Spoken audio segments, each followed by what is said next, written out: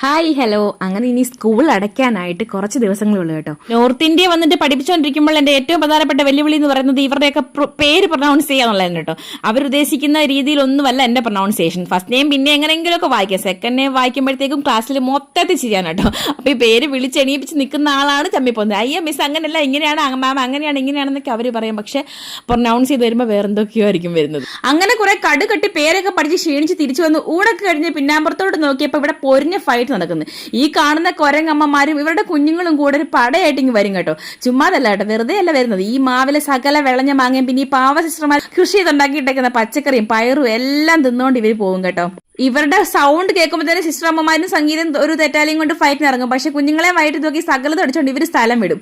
പാവങ്ങൾ ഈ കുഞ്ഞുങ്ങളായിട്ട് വയറ്റി നോക്കിക്കൊണ്ട് വരുമ്പോഴത്തേക്കും കാണുമ്പോൾ നമുക്കൊരു എമ്പതിയൊക്കെ തോന്നും കേട്ടോ. അങ്ങനെ ദൈവസഹായത്താൽ നമ്മൾ ഈ സീനിലൊന്നും ഇല്ല, നമ്മൾ ഇതെല്ലാം കണ്ടോണ്ടിരുന്നാൽ മതി എന്ന് പറഞ്ഞുകൊണ്ട് ചിന്നും മിന്നും ഒക്കെ കണ്ടുകൊണ്ടിരിക്കും കേട്ടോ. പിന്നെ കാര്യം എന്താ തിരക്കാൻ പോയിട്ട് വരും ഒരാളെ.